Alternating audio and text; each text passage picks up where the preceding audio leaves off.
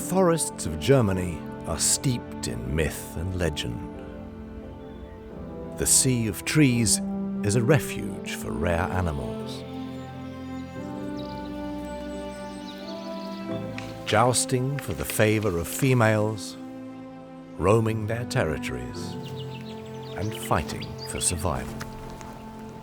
This is their story.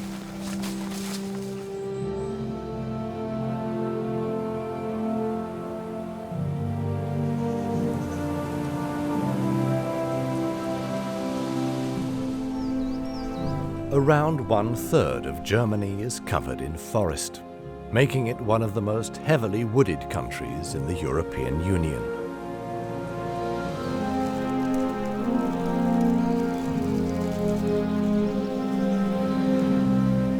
In the world-famous Black Forest, spring has teased the shoots from the beech trees. This is the largest area of forest in the country. One particularly rare species only returned here a few years ago, the wildcat.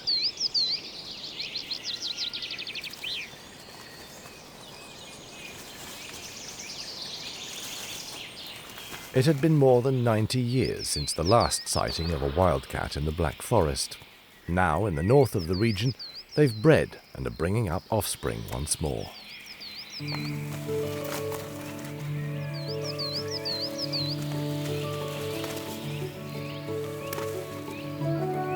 Young wildcats are hard to distinguish from domestic cats.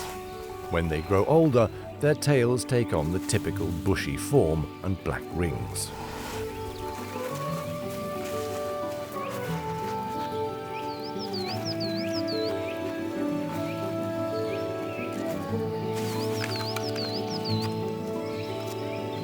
As with all cats, climbing up is no problem with curved claws, but getting down is more of a challenge.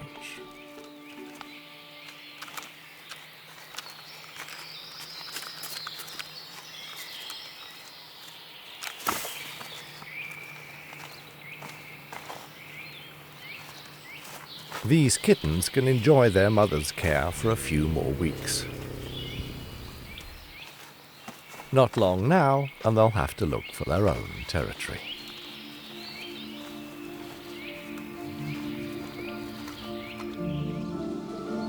In the sandstone cliffs of the region known as Saxonian Switzerland, the trees use every plateau and crevice to spread out.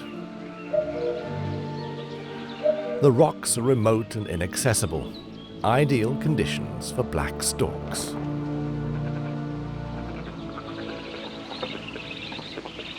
These two have been returning to this spot for years to breed and bring up their young.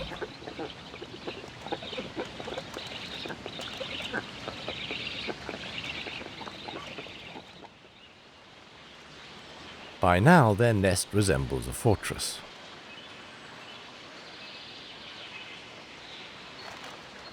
One or other parent stands guard over the nest for more than a month before the young are left alone for the first time.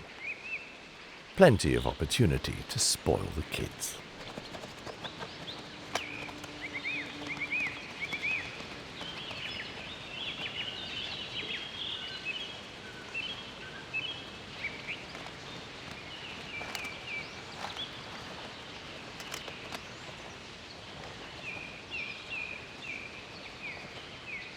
In contrast to their white cousins, black storks only rarely clatter.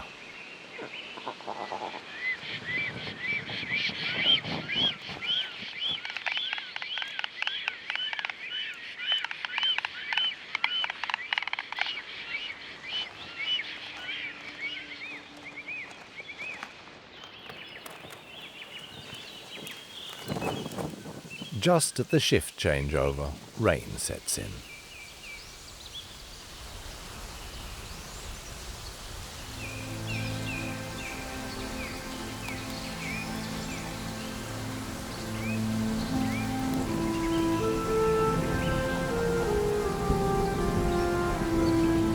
The water could be dangerous for the young storks, which have not yet grown their water-repellent plumage and could catch cold.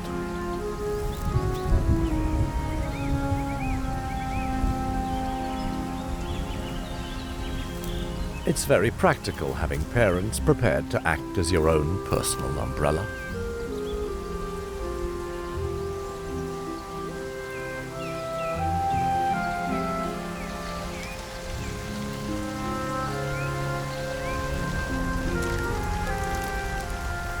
What's bad for baby birds is good for the plants.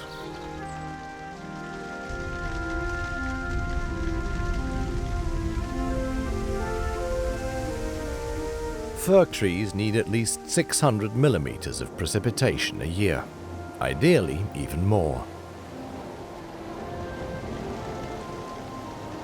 In weather like this, the vixen stays in the den with her cubs.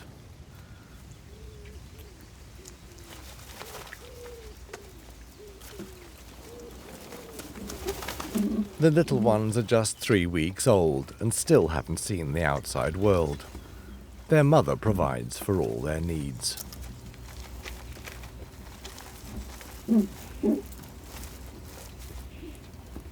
The cubs aren't yet on solids. To suckle, the vixen frequently stands up to make sure all her babies get a fair chance at a teat.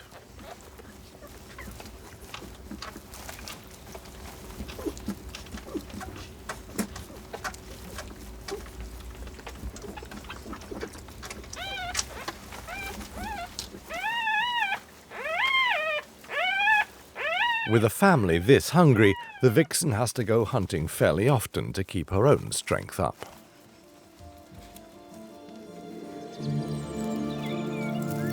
Spring has now reached the upper levels of the Black Forest. In the lower regions, the cherry trees are already in flower, each one bearing up to 1 million blossoms.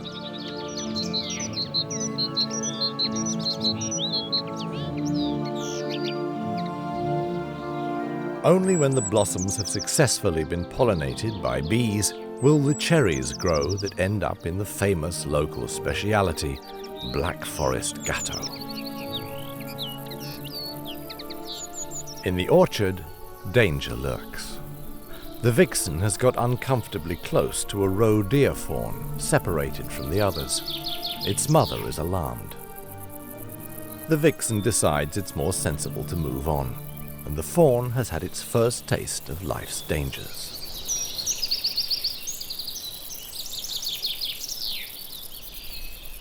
There are about 2 million roe deer in Germany, and around half that number are shot every year by hunters.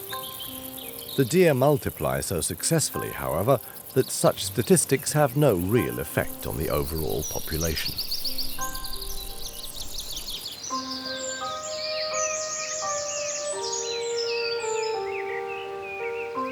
While the vixen is off hunting, the cubs have plenty of time to play.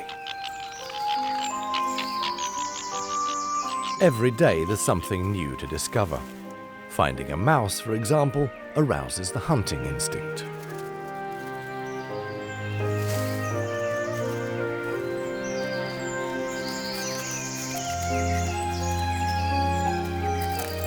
The pursuit doesn't go unnoticed. But as long as the fox is occupied, the squirrel can go about its business.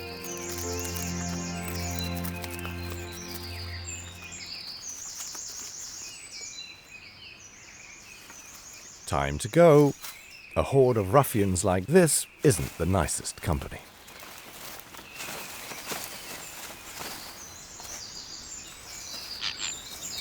They only start behaving again when Mum returns. The cub begs for food, but the vixen hasn't brought anything with her. She's still feeding her cubs almost exclusively on milk. Not all her teats yield the same quantity, but fighting for a drink is good practice for the rough and tumble of later life.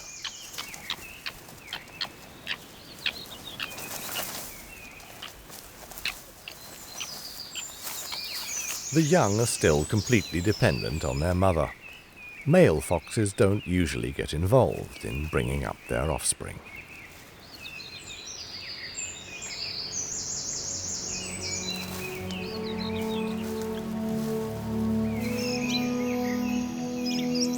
Germany has a total of 11 million hectares of forest. Large areas like the Harz National Park are protected. This has allowed one very special but rarely seen big cat to be reintroduced to the wild, even in densely populated Germany.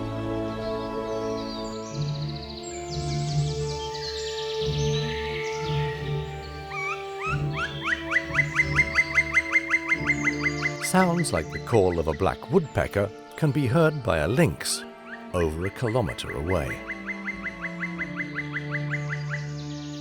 This makes it fairly easy for the cats to avoid contact with humans. Prey, on the other hand, has an almost magnetic effect. A courting quail, for example.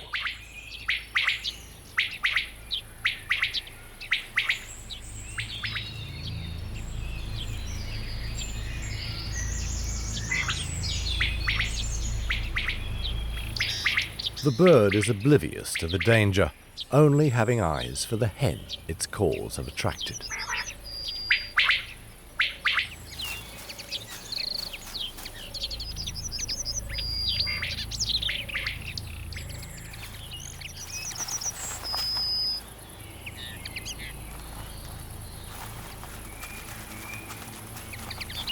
Both are preoccupied with their mating ritual. Pairs of quails often mate more than 10 times a day. A great opportunity for the lynx.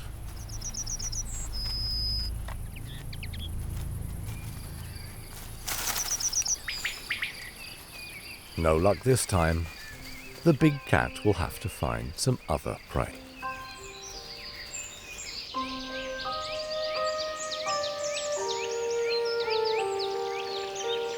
The Harz National Park was created across the former inner German border after the reunification of Germany in 1989.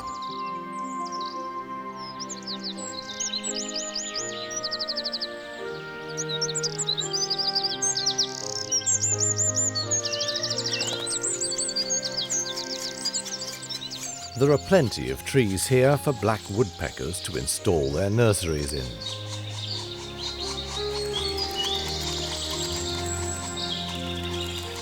The chicks are already half grown.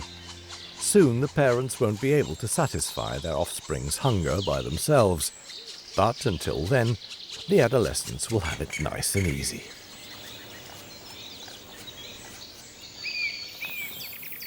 The biggest mammal in the forests of Germany is the red deer stag, or at least so long as brown bears and elks remain only occasional visitors. Stags weigh in at up to 250 kilos. In forest animals, running is infectious. If one runs, the rest will follow, be it red deer or wild boar. There might be an enemy lurking in the undergrowth.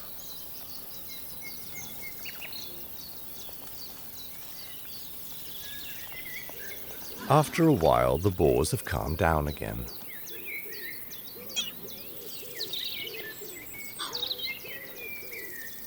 The sows live together with their piglets in groups called sounders. Males are only tolerated until they're sexually mature.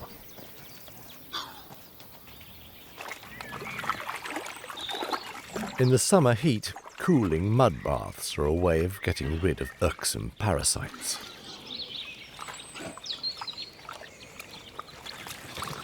After the boar has had a good wallow, the mud dries and falls off, taking ticks, mites and lice with it. It's also good protection against mosquitoes and horseflies. Boars remove the stubbornest pests by rubbing themselves up against trees.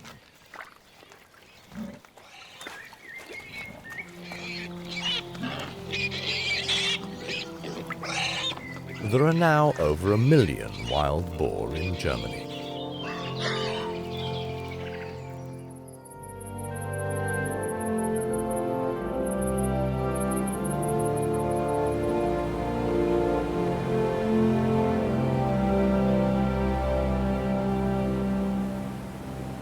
In the region close to the Czech-German border, the forest has penetrated deep ravines, and the sandstone is covered with yellow lichen.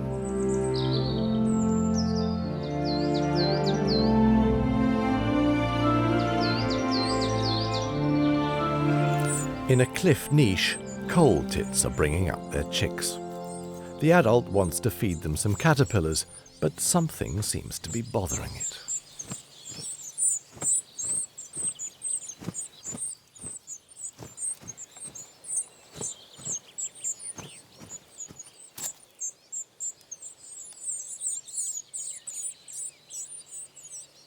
At first it flies off again, without delivering its eagerly awaited load. The reason? A pygmy owl nesting in the immediate vicinity. The tits would be a welcome feast for the raptor, if only its front door weren't so small.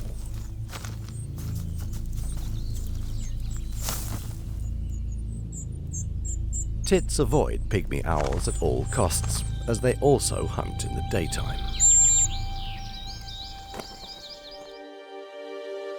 Summer in the hills of Saxonian Switzerland.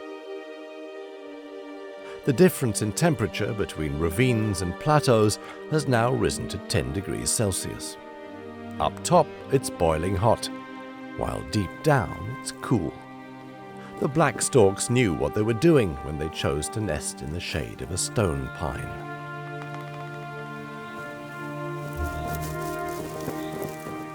The fledglings are now 2 months old and almost ready to leave the nest. They're already trying their wings out. In 4 weeks' time, they have to be prepared to take on the long flight south with their parents. They need to weigh 3 kilos by then, as the journey requires a great deal of energy.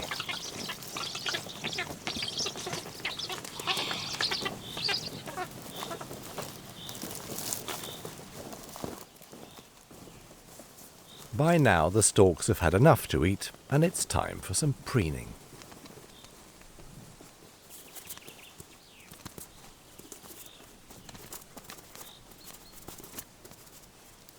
The birds are most particular about tidiness and personal appearance.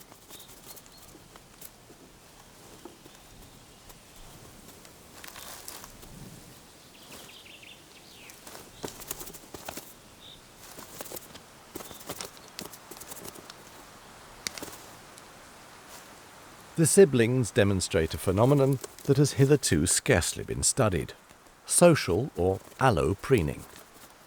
Birds only allow good friends or partners to pluck feathers. This serves a hygienic purpose, but also cements bonds between the animals in a similar way to apes grooming each other.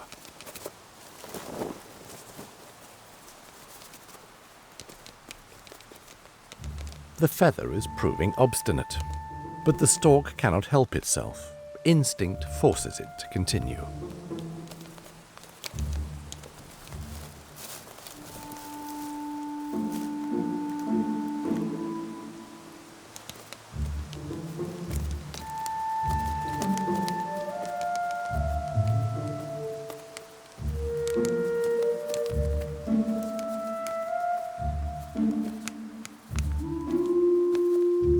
This may take a while.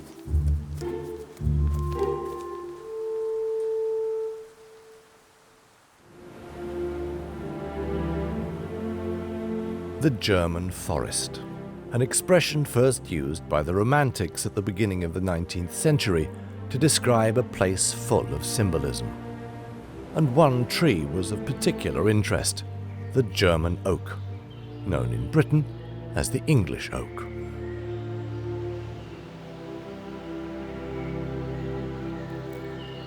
The 9-centimetre-long stag beetle, too, has a special relationship with this tree, taking, as it does, most of its nutrition from the sap.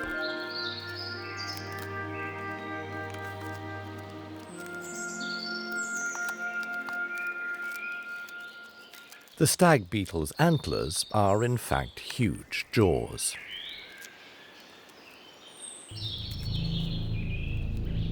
At a part of the tree where sap is secreted through the bark, the beetle has discovered a female, of rather nondescript appearance compared to the magnificent male. Another male has been attracted to the same spot, making a duel inevitable.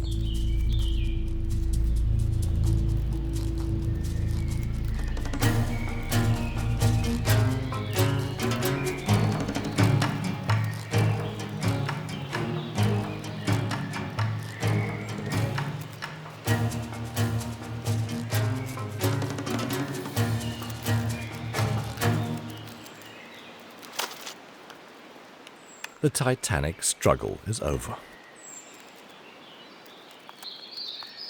To the victor, the spoils.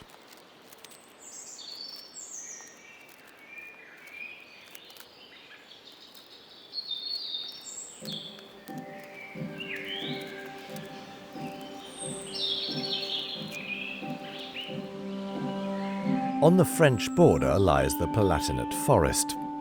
Red mottled sandstone marks the remains of a seabed, deposited by an ocean more than 250 million years ago.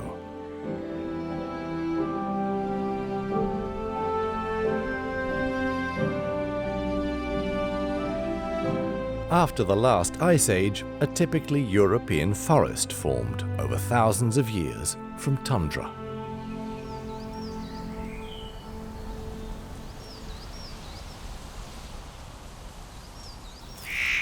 Foxes are also native to the Palatinate. The vixen's booty of mice from the hunt is awaited with enthusiasm. She brings up the prey for her cubs.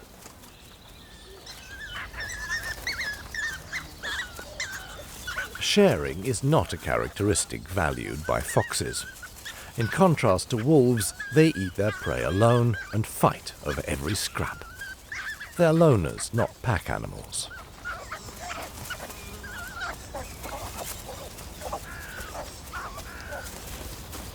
Not every cub gets its fair share, but it's no use whining to mum. All the provisions have already been shared out. Until the next feed, playing with sticks will have to do as a substitute.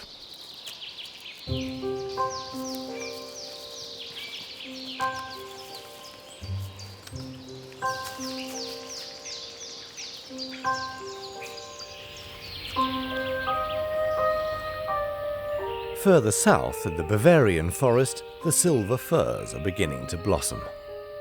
These trees don't start to bloom until they're over 50 years old, and then only every 3 to 5 years. The wind spreads the pollen from the male flowers and pollinates the female. Both grow on the same tree.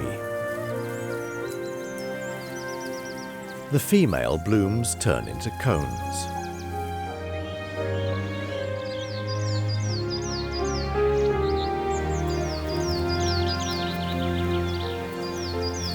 The summer, meanwhile, is providing plenty of activity on the ground. Wood ants are swarming out into the trees to collect honeydew from their aphids.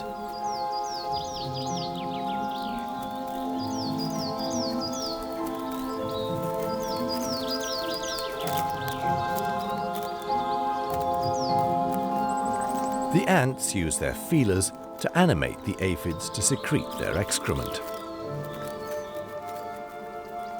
The ants then suck up the sticky honeydew and take it back to the nest, providing the woodpecker doesn't get them first.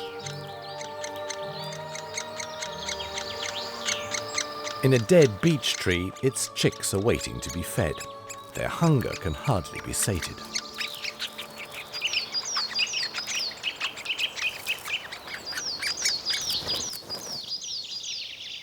It's a good job the anthill is so close by. As long as it's in the shade, the ants are sluggish and easy prey for the woodpecker.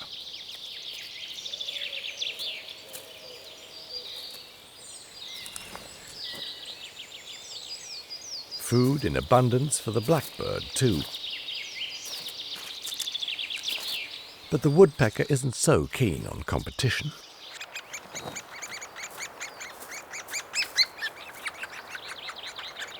The warmth of the sun arouses the ants from their torpor, and they rush to defend themselves. Intruders are sprayed with searing formic acid.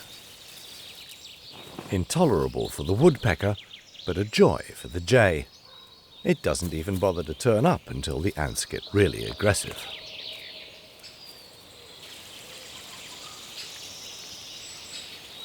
The bird promptly takes a formic acid shower to free its plumage of pests and parasites. At some point, though, even the jay has had enough.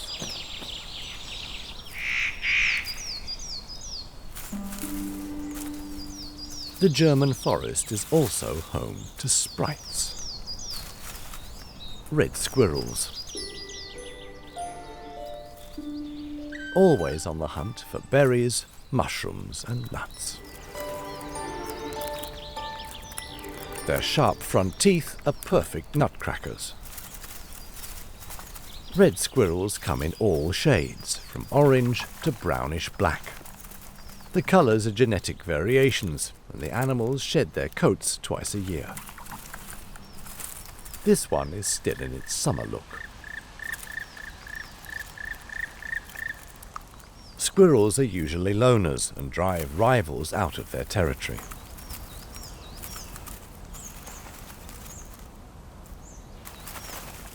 It might be a better idea to steer clear of trouble. There's plenty more food up in the treetops.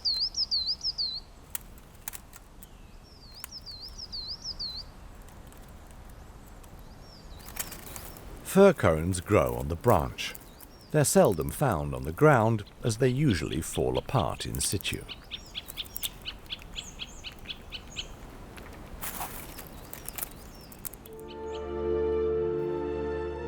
At 45 meters high, the most famous tree in Germany must be Grandfather Fir in the Black Forest, a king among trees.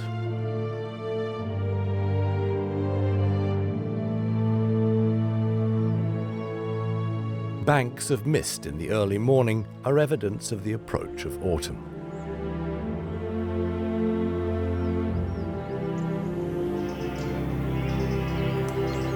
In the forests of the Weser uplands, the red deer are getting ready to mate.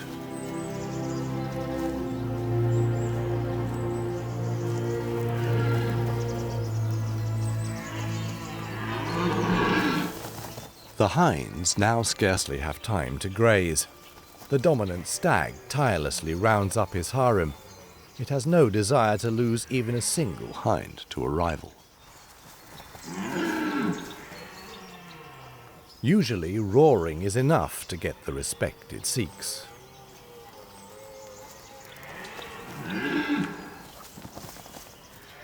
The stag keeps checking to see if the hinds are ready to mate, but the time isn't right yet.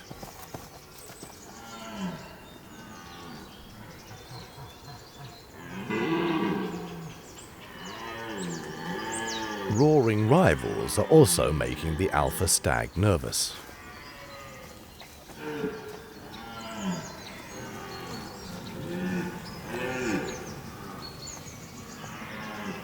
Then a worthy challenger appears.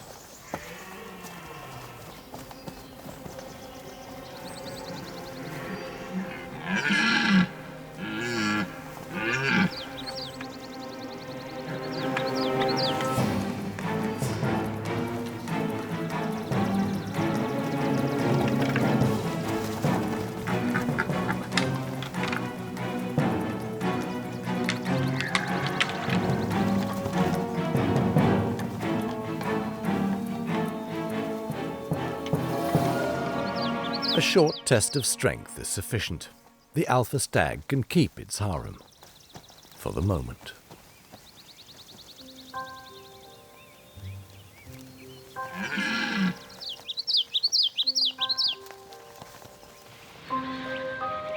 Before the first night frosts, comma, peacock and red admiral butterflies take the opportunity to fill up with nectar.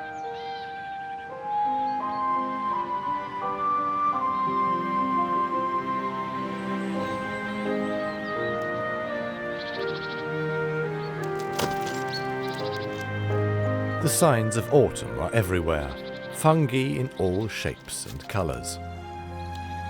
This is the time when they expand their fruiting bodies in order to multiply.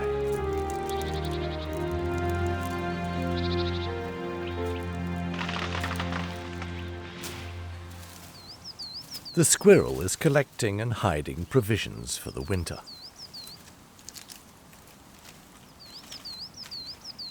Its pointed snout serves as a drill bit to make the holes it hides the nuts in. They certainly won't be discovered by other animals, and maybe not even by the squirrel itself.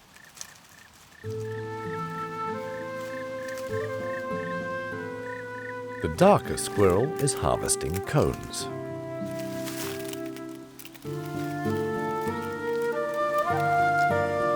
Fir cones seldom reach the ground by natural means. But if there's a squirrel involved, everything's liable to get turned on its head. The only thing it has to worry about now is the nimble claws of its lighter-coloured colleague. Fortunately, not all squirrels are fans of the resinous fruit. It takes a bit of practice to get at the seeds. First, the scales have to be removed. Another forest dweller is also hungry. For sparrowhawks, squirrels represent a tasty meal.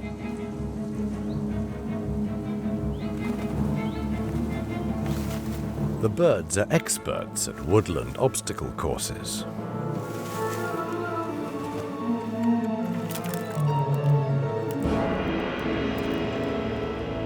This time, however, all its agility is in vain. The days are getting shorter, and the deciduous trees are transporting all valuable materials from their leaves into their trunks, including the chlorophyll that makes them green. What remains is the carotene that gives the autumn leaves their familiar colour.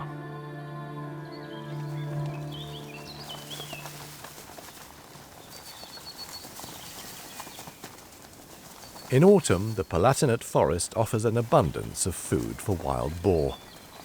Despite being enthusiastically hunted, their numbers show a strong increase.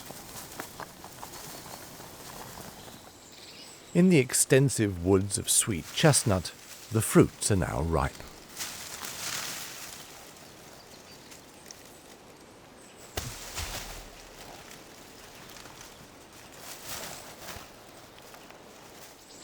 The local specialities are a big draw for the forest dwellers.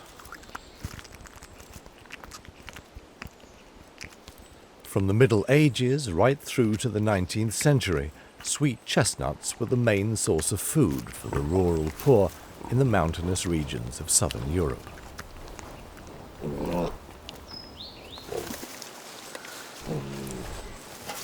Wild boar, too, are nuts about the prickly delicacies, rolling them around until the fruit falls out of the shell.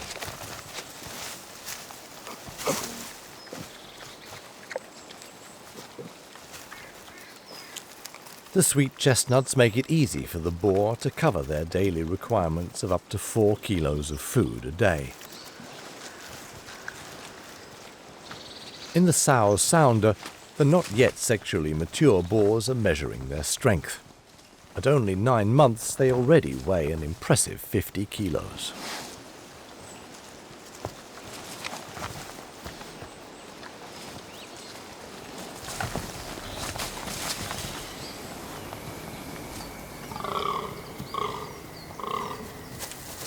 There's trouble brewing in the neighborhood. The gladiator enters the mating arena, where every year the fallow deer gather. Each stag has a territory to defend here.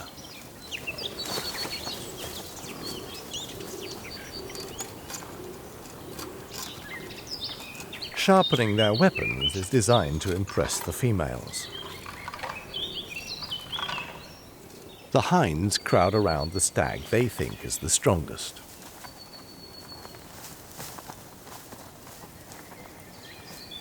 The stag, in turn, checks to see if the hinds are ready to mate by allowing their scent to pass through a special organ in the roof of its mouth, a process known as fleaming.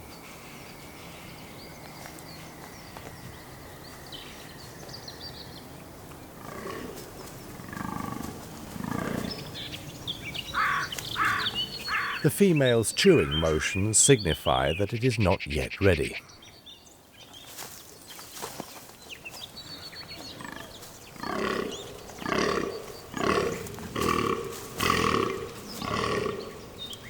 But the alpha stag isn't prepared to give up so easily. In contrast to red deer stags, it doesn't round up a harem. If a female leaves its territory within the mating arena, it has lost that female for good. This is why it has to demonstrate its strength to both hinds and rivals, graphically if necessary.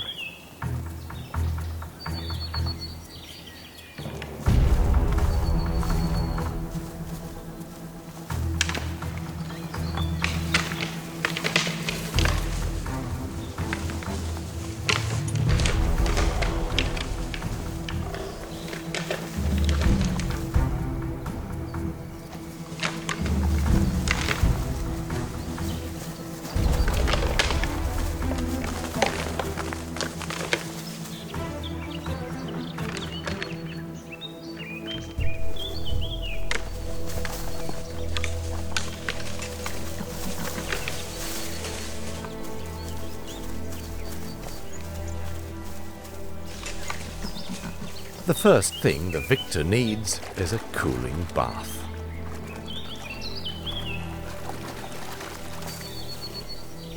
Courtship is an exhausting process, with stags losing up to 20% of their weight.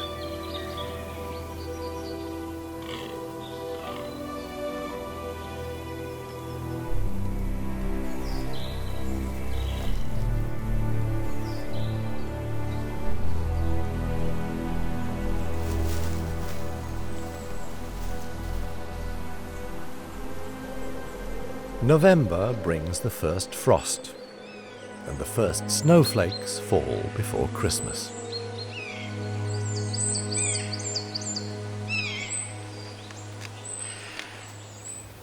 In the higher regions, like the Harz Mountains, it's now hard for the wildlife to find food.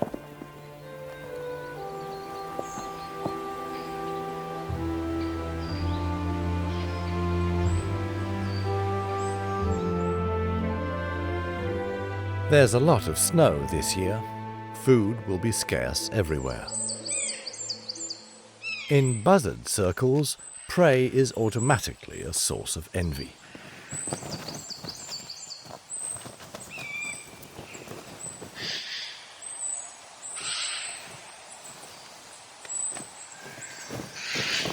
The birds spread their wings in an effort to cow their rivals.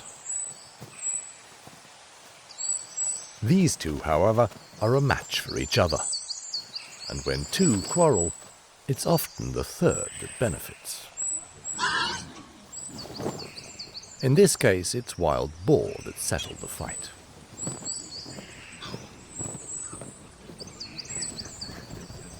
The omnivores possess one enormous advantage: their sensitive snouts, which can smell out food under 30 centimeters of snow. It's the mating season, and while the young ones practice, for the adult boars, things are getting serious.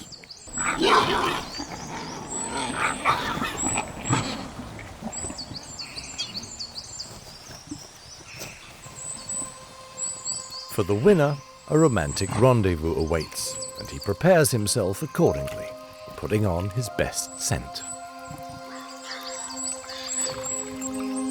The object of his affections seems anything but disinclined.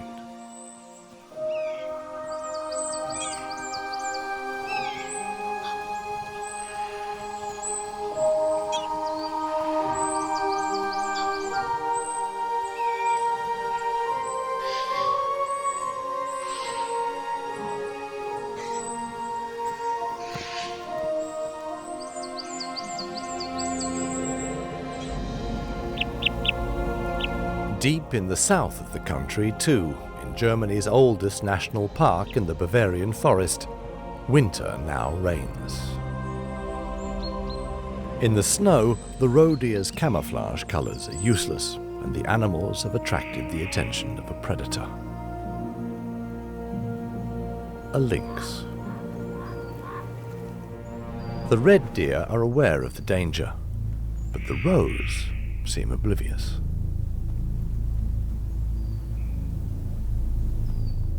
Not being great sprinters, lynxes hunt by ambushing their prey.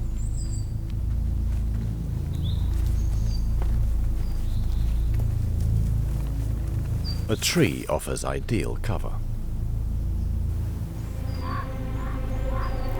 For the red deer, the situation is getting too risky, and they withdraw to safety, which in turn sets off the roes.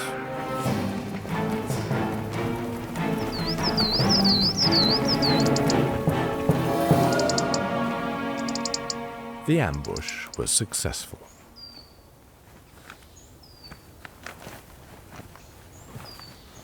For 150 years, lynxes were extinct in the Bavarian forest.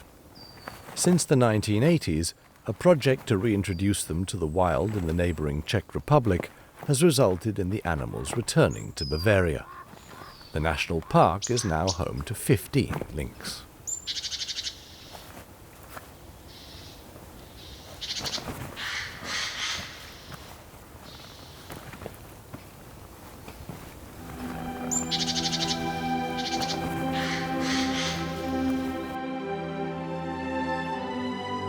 About 300 kilometers to the northeast, Saxonian Switzerland.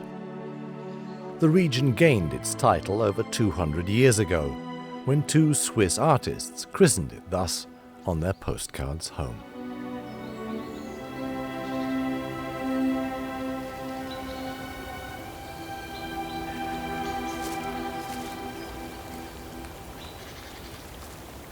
An anthill is a reliable source of food even in winter. The male woodpecker has opened it up to look for larvae.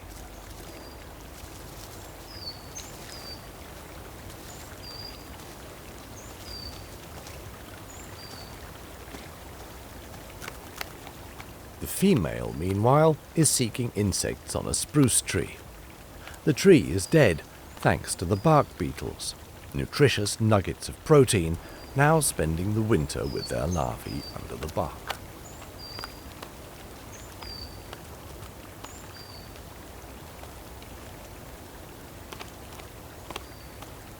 Others seek to profit from the woodpecker's hard work.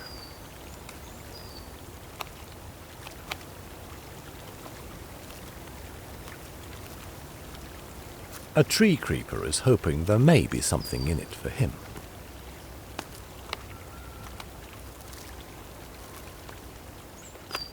At almost 50 centimeters long, the woodpecker is nearly 5 times as big as the songbird, which doesn't have the strength to peel the bark by itself.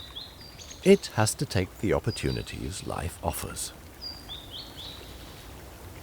even if it means getting within pecking range of that nasty-looking beak.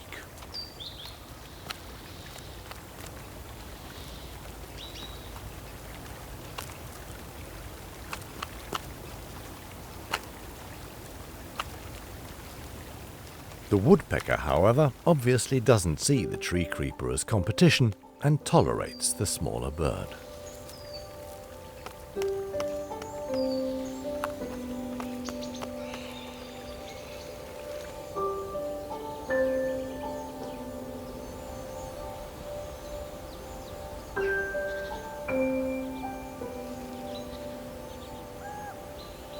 In the Black Forest, the hungry wildcat leaves its den.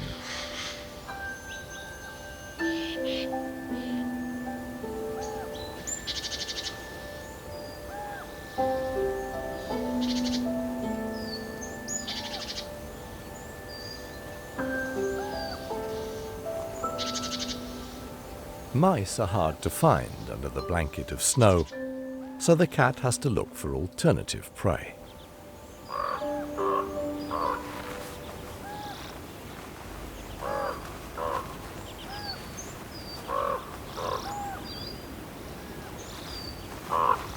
bird would make a good substitute.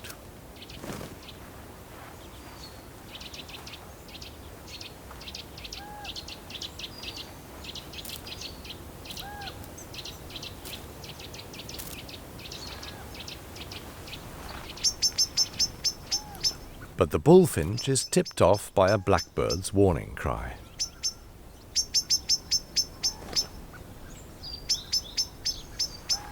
A missed opportunity. The cat has to keep looking.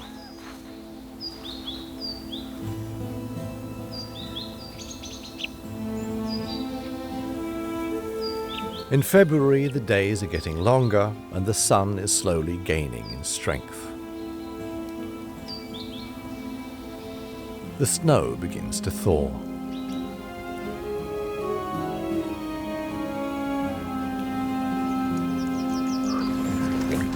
Wild boar are among the first animals in the year to have offspring. Their piglets are playful and insatiable.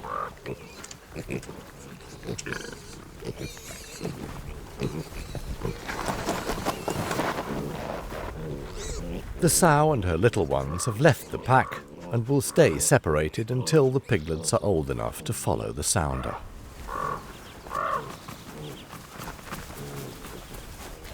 The mortality rate among piglets is high, with only 1 in 10 reaching the age of 4.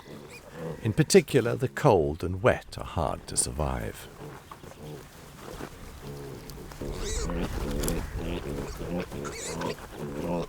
Being born early in the year does have its advantages. The newborn females will be sexually mature and able to mate before the next winter.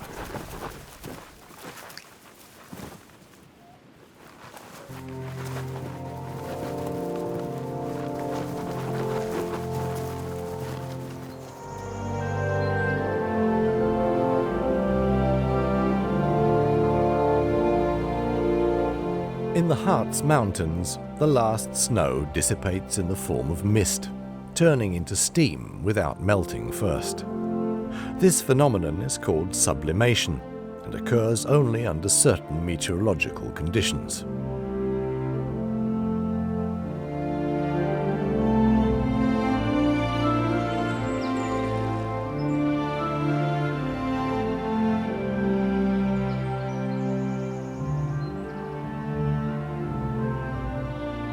The midday sun finally puts an end to the spectacle and dissolves the mist.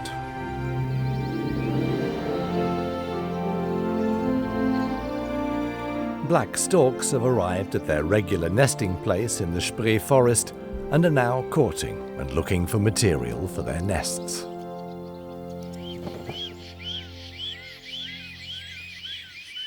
While for white storks, clattering is part of the mating ritual, black storks tend to limit themselves to high-pitched whistles.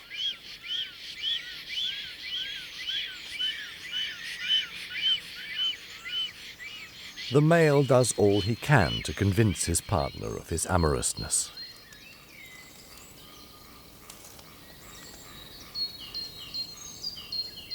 In the end, she cannot resist such an abundance of affection.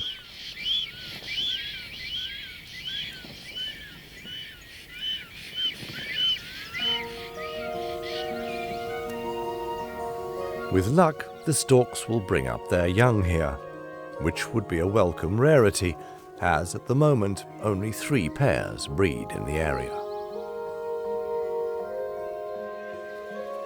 In the Black Forest, the Wildcat has also had offspring this year.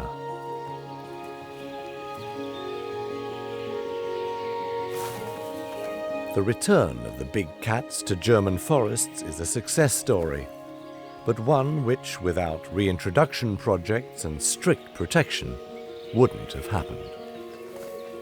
Today, like many other animals, wildcats once again have a home in the forests of Germany.